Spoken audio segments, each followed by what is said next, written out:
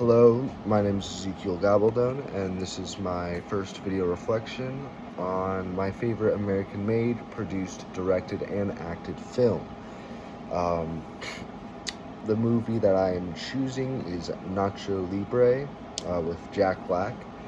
The main argument of the film is sort of um, it's a counterpoint to the demoralization of wrestling. So in the movie of Nacho Libre, he's a kid who grows up in a Catholic orphanage, grows up religious, and so he grows up around a lot of those do's and do nots of religion, and he enjoys wrestling. He likes the idea of wrestling as a young kid, and he finally gets the opportunity to do wrestling. He does the wrestling, um, and he does it for the good of the church, regardless of them condemning his acts. So it's kind of, in my opinion, it's like saying, it's like a saying that the heart behind an action matters more than the actual action. The heart behind his wrestling matters more than the actual wrestling. He does it for the orphans. He does it for his orphanage and his church. Roles of the characters: you have Nacho Libre as the main protagonist. You have his side character, sort of. I forgot his actual name, but Escalito. Um, and then you've got some other characters in there, like Ignacio, who's sort of a love interest uh, towards the start all the way through towards the end. It is a comedy movie, so all of the characters act like uh, comedic reliefs in their own ways. Like Nacho Libre himself is Jack Black, so a very comedic character. Then you have the orphans themselves, which kind of act as an important motivation, just, as along with his just natural, or like his rooted interest in wrestling. You have the children who kind of build that motivation for that. Um, I do think it's mostly um, art for the sake of art, in the way that it's a comedy. It's meant to just be watched and enjoyed.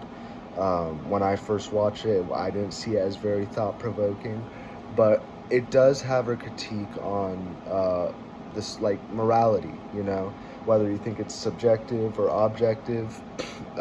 In this case, the moral dilemma is wrestling, um, and it kind of has that dilemma of he's wrestling for orphans, but he's still wrestling, promoting violence potentially, and you could see the effect on the children in some parts of the movie where they're wrestling themselves and potentially hurting other orphans because of the influence of the wrestling. Um, so you do have kind of both sides. Once again, the viewer kind of determines whether something has content or not. Um, I only realized later, or I only realized when I was thinking about it just now for this project, that it had more of a deeper meaning than originally seen by myself. I do like this movie very much. Um, I don't think there's anything that I don't like about the movie. I think it's overall a great watch. It's funny. It's got a very, like, heartwarming message. The protagonist comes out winning. It's not a very complex movie, which makes it hard to not enjoy. The movie does have special significance to me. It's one of my family's favorite movies. Um, I was shown this movie by my parents when I was, like, I don't know, like 3, 4, 5 years old. My parents used to watch it with their parents too when it first came out, from what I've heard. I don't know how long ago it came out though. Was the director, I'd say, was pretty effective in relaying a message. I mean, it was a simple movie, and it wasn't too complex of a message to um, show. I do think, though, that if we were to go deeper into the subjectivity of morality, you could have delved deeper into like the bad side of the wrestling, but in this case, it only showed the good side of his winnings.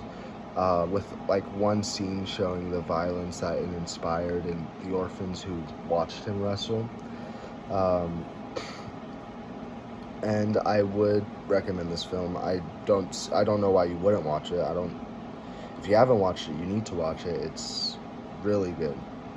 10 out of 10 movie. And yeah, that's it. First video submission. Thank you for listening. If you haven't seen Nacho Libre, I hope you watch it. But I'm assuming you've watched it. It's a great movie. 10 out of 10.